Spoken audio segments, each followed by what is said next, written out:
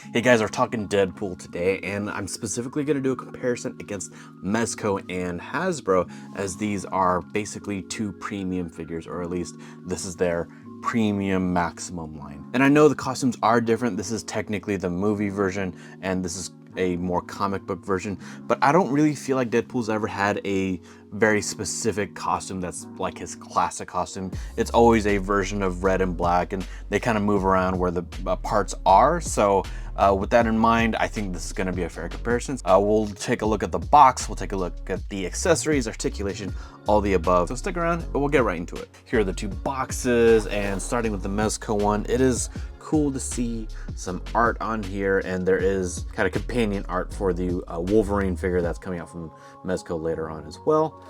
On the side, we got some, I don't know if this is actually new or this is from something, but if it's, you know, actually new to Mezco, that's actually kind of neat. Other side looks like some more of that same kind of style of art, which is really nice looking. And otherwise we have a shot of the promo art and all that kind of good stuff. And then from the Maximum line, we are seeing basically what we've seen before with Spider-Man and Hulk, where, you know, obviously the Maximum logo, and then the comic art is actually taken from the actual comic pages. Although I'm not seeing anything specific to Deadpool, this actually kind of looks like generic stuff. So that's interesting.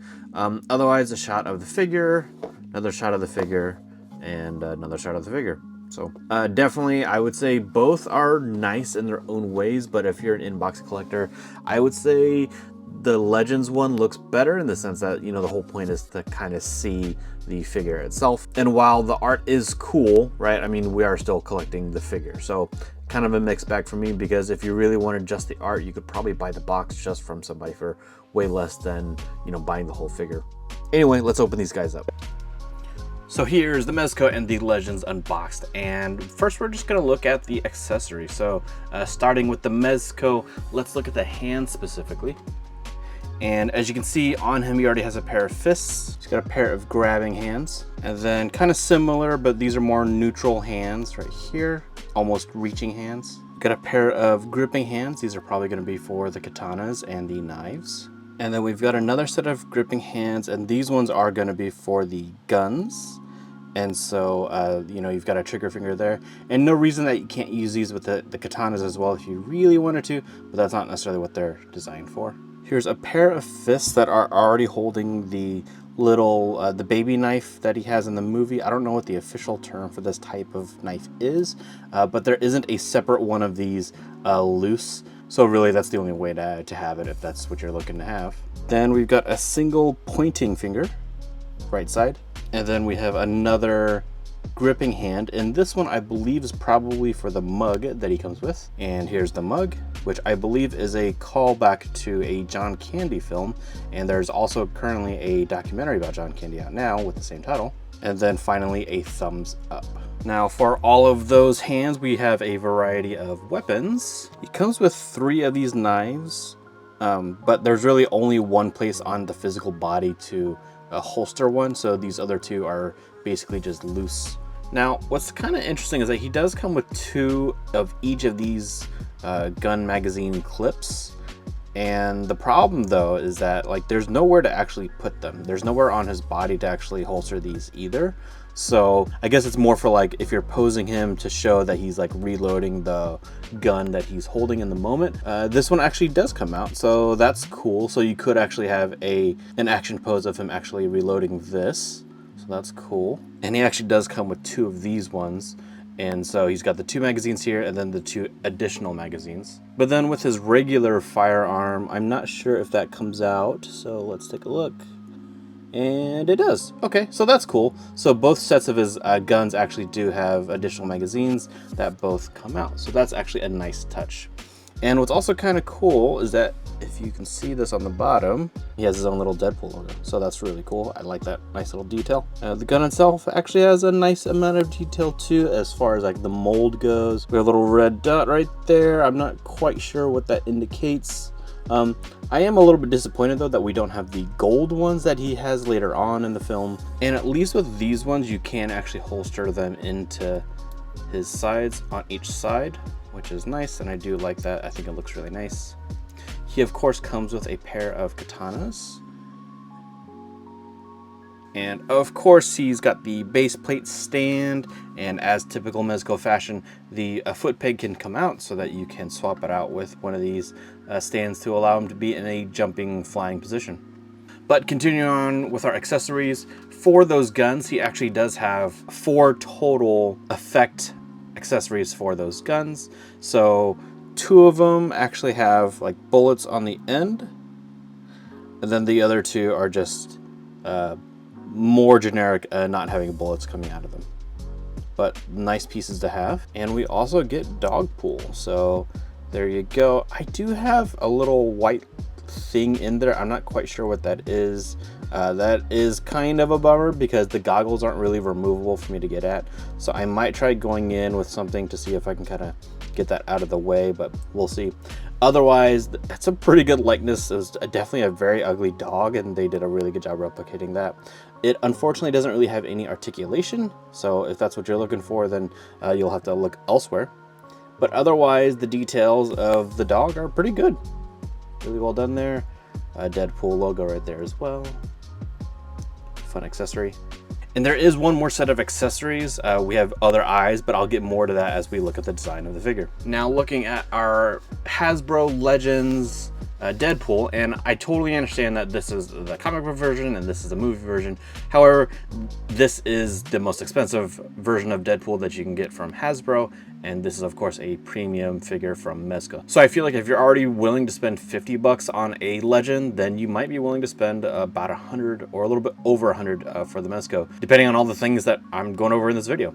So as far as hands go, what's interesting is that most Legends usually come with fists by default, but he does not. So taking a quick look at him, we do have a pointing finger here, similar to how we have on the Mezco.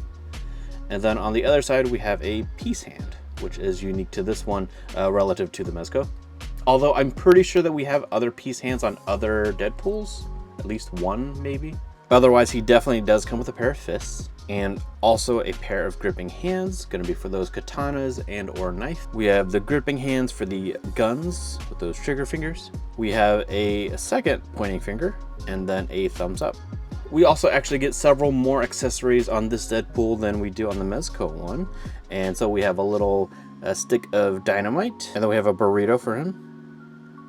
And that's a nice fun little detail right there. We have multiple guns, which is cool. So we've got this guy right here, and there are no moving parts on it. Even though it looks like this might move, it does not. Also, I'm pretty sure this is the first time we've had this gun in the Legends line before. Then we've got this one. This one I think we've probably had before. But again, no moving parts on this one. This one, I'm not totally sure if we've had before or not, but it is a nice looking one. And this one also looks like it might have moving parts, but there are not moving parts. So like this is like flimsy because it seems like it's supposed to like kick out, right? So that you could place it on something, but this doesn't actually move. And I didn't really want to attempt breaking it just to prove myself right or wrong, but there you go. And then he of course comes with a pair of these handguns as well. So some pretty decent detail on there too, but all black, no additional paint apps, and no fun Deadpool logo on the bottom. Now for the guns, they do come with effect pieces. So we actually have 3 different effects pieces. So we've got this one, which is the biggest of them. We've got this one, which is the longest of them. And then this one is the smallest of them. So depending on what you're aiming for, you have 3 different ones to choose from, which is nice to have some variety. Although I do wish they would have had maybe a second of each of these, because why not? Finally, we do have a knife. This is a pretty standard Legends knife. I think we have one at least with the Winter Soldier, if not a few other characters. Slots into the holster right onto the right leg. We've got the holstered gun here on the leg, and then we've got a holstered gun right here on his belt. And then he's got 2 katana. And I believe we've seen the same katana on previous Deadpools as well. And his final accessory is this character. I'm not actually super familiar with this character. I think his name is maybe Doof or something like that, but let me know in the comments for sure. And as far as the actual character itself in terms of like how it came out, I think it actually looks pretty good. The eyes, they're not like painted on, but it's more like that printing that Legends line has kind of moved to. But it actually looks pretty decent here. The teeth, the same thing there, and at least you can actually see the individual teeth. But like, because it's printed on, it actually looks kind of weird as well, in terms of like, it seems like there's some additional like leftover residue or something that makes it look that way, unless that's actually specific to this character. And if it is, let me know in the comments. We have the X logo painted right on his belly, and really nothing much else. We have some odd shapes on top of his head, and the arms at least articulate some, it looks like. Yeah, so it looks like you can see that there is a joint there, so we can go up and down, and I expect we should, yeah, so we can kind of go back and forward to some degree. There it goes. Just a little bit tight in packaging. And then we do have a peg hole, and that peg hole is for a stand that he actually comes with that I forgot to take out of the packaging. And there you go, so you can float around now. Now that's the Legends Deadpool last accessory, and it's an interesting mix. I would say that the Legends Deadpool actually wins out in terms of accessories. We've got way more guns, which is really nice. Oh, and actually, I even forgot, he actually comes with an alt head, and we'll look at that a little bit more closely in a second, but the fact that he also comes with an alt head is really nice. We don't have that over here on the Mezco one, and it really would have been nice to have, you know, pizza face Ryan Reynolds, but we don't have that. We just have the fully masked Deadpool. But again, I do think the Legends line has a better set of accessories, as well as a more varied set. But I will say that I do like the detail of the magazine clips that you can actually take out and reload into the guns on the Mezco ones. Those are really cool. The swords are very, very nice as well. And Dogpool is, I think, better than this character over here. But, you know, let me know in the comments which one that you think is better. And now let's actually look at the figures themselves. So I don't know about you guys, but I really love the Deadpool 3 movie, or Deadpool and Wolverine as it's officially titled. So the figure itself actually, I think, has been really well executed. I think it looks pretty spot on of what we see in the movie, and I'll do a side by side just to be doubly sure. But what I mean too, though, is, you know, part of why I like the Mezco line, and the reason why a lot of people do, is because it, you know, it's blurring the lines of reality, right? Because if you can't see the physical joints like we can on just plastic, then that, you know, that really takes you to another place or back to the movie, right? And I think they did a nice job with the selection of the fabric. It looks really good. You can also see that they even added like the lines in there too, which, you know, that's some pretty specific detail, which I guess they could have left out if they wanted to cut some corners, but they didn't. So I really like that a lot. Yeah, I'm really impressed with the looks of all of it. The black parts are actually like plastic, leather, pleather type of thing, which seems like it's probably the actual material that they use on the real suit, just because of how much it looks like the actual suit. But if you know otherwise, then please let me know. And otherwise, I think they just did a solid job on the design. Both the original creators of the costume for the movie, as well as Mezco for being able to replicate this. Now, as far as the actual articulation goes, we are starting from the bottom, and we're looking at our foot. Generally speaking, Mezco's have pretty limited foot articulation. This one seems pretty decent. Probably a little bit less than a Legends figure would have, but not bad. And then with our knee articulation, we do have a nice full double joint. We have a heel to butt, which is really nice there. Have a little bit of boot swivel. We might have more, but this boot definitely is like not directly connected to the fabric, so I don't know how well that comes off on camera, but you can see that it is moving independently of it. As far as our thigh goes, I believe, yep, we do have thigh swivel there. You can actually even see how the plastic kind of moves underneath the fabric. And then we can go up, which is great, down, and we can come a pretty good way out, I guess. Yeah, there we go. And that's actually a thing that I want to mention right now too, is I really like how they made the gun holsters work, because they are just using a bit of elastic right here to hold it up, as well as to, you know, allow you to, you know, pull it out a little bit as you need to, so it's not really obstructing as much as it could with a different figure. So nice job there. As far as ab crunch goes, we can get over that much, which isn't a lot. I will say it's likely because of the belt. but I think without the belt we probably could have gotten a little bit more, but I guess that's not too bad. But you can actually even kind of see it's kind of bending back a little bit. But then continuing on, I do believe we should have some waist swivel there. Kind of see it like that. The chest should probably be on its own joint too. Let's see if I can make that move. Actually, I don't know. I'm not feeling a separate piece in there for it. Oh, never mind. So I am able to kind of twist it a bit independently of the ab, but not by a lot. So I'm not sure what's up with that. I don't know if it's a combination of the suit holding it down and or maybe just a limited body in how it can articulate, but there's a little bit of articulation there. And I wonder if maybe that's on purpose, because maybe they don't want it to twist very much because of this kind of pleather material. And I'll talk about more in just a second. And I'll talk about why more in just a second. So going up to our arms, we can come forward. We should be able to go up. Oh, let's see here. But a little bit concerning because you can kind of see like the stitching as well as like the pleather stuff. Pull that back down.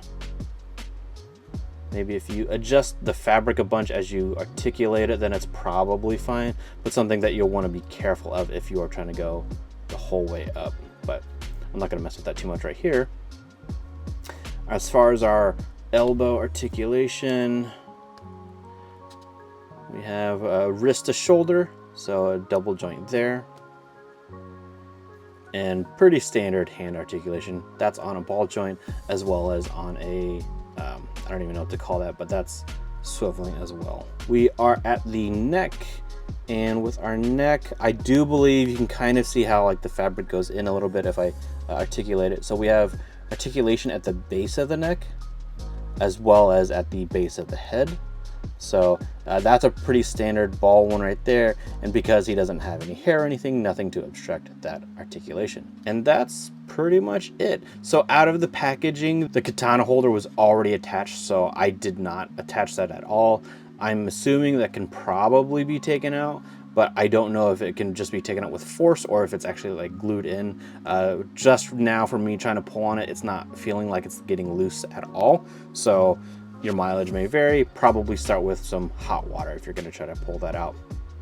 Otherwise, it is a nice looking katana holster. The problem with this pleather material is this.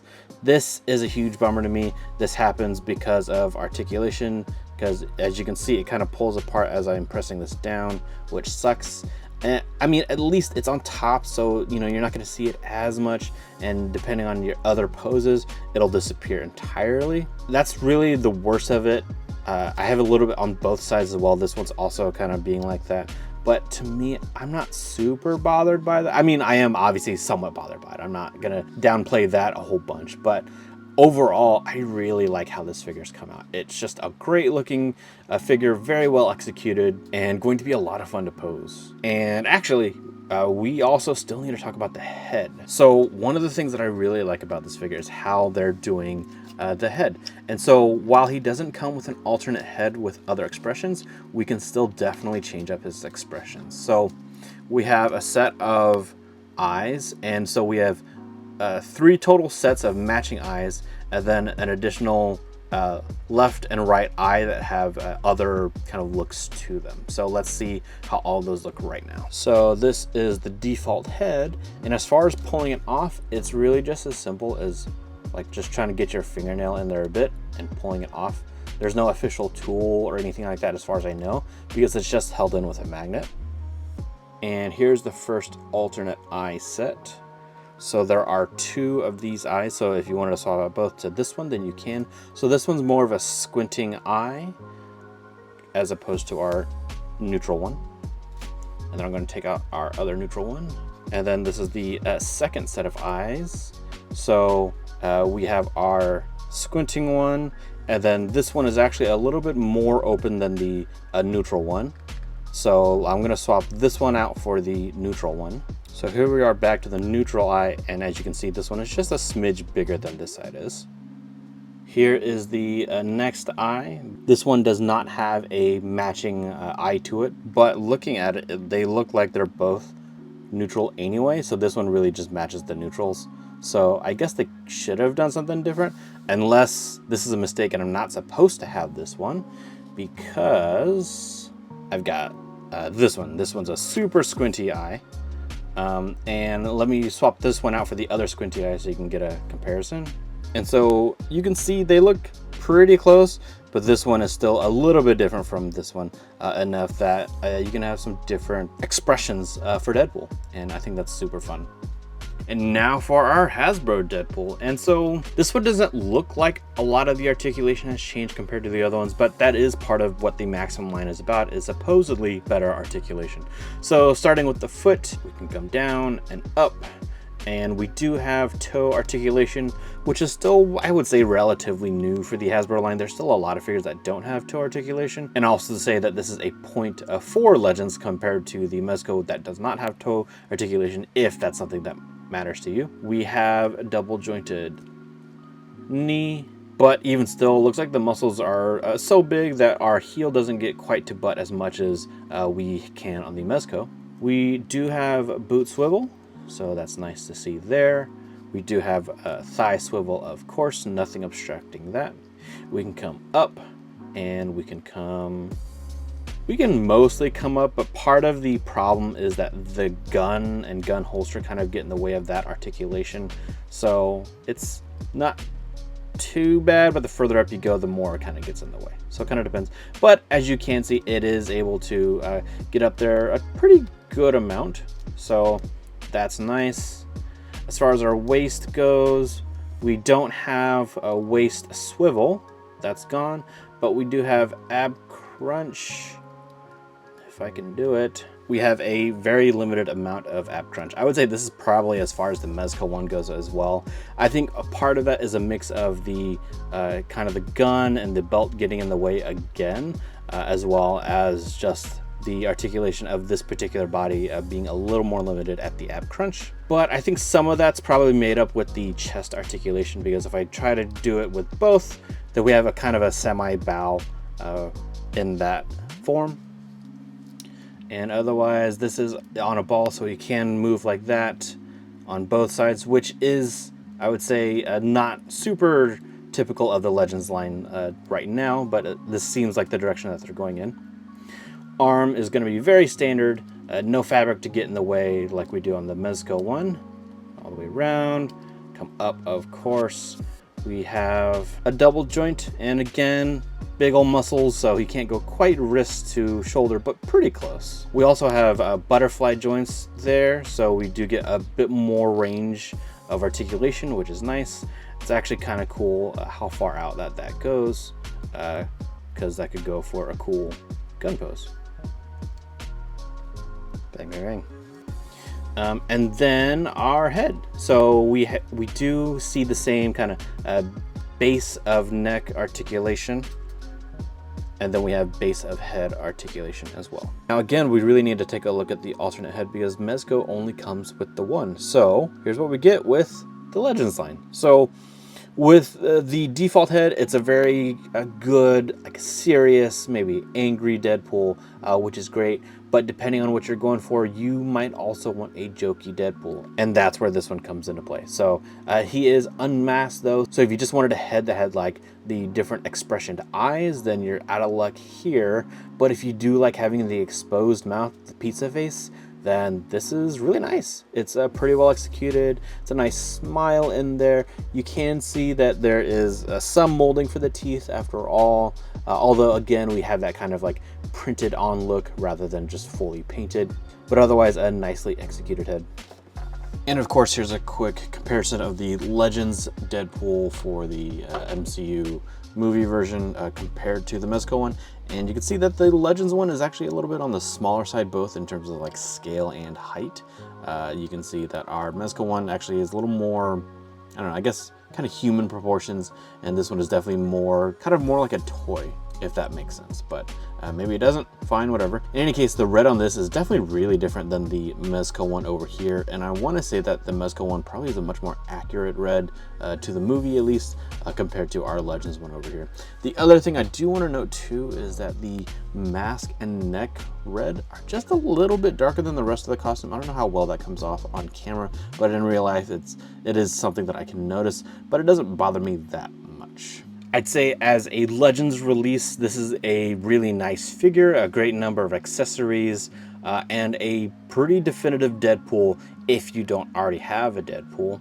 At the cost of 50 bucks, I'm still not super sold on that costing $50, but nevertheless, a good release all the same. Overall, I find the articulation for both figures to be approximately the same, which is kind of surprising. Typically, I would expect a little bit more limited mobility on the Mezcos because of the fabric costumes, but a lot of the inability to articulate for both of them really kind of comes at the stomach ab area. Otherwise, the rest of it seems very comparable. Now, at the end of the day, if I were really to pick one, and I'm okay with spending up to $100 something for the Mezco, I would definitely go with the Mezco over the Legends one. I think that the fabric is just really well done over here. I love the alternate eyes that he has. I think that goes a really long way as well. And honestly, really, again, it's just, I think, a very well executed figure overall. But I'd love to hear in the comments below which you think is the better value. And otherwise, if you want to check out more Legends Deadpools, then check that video out right here.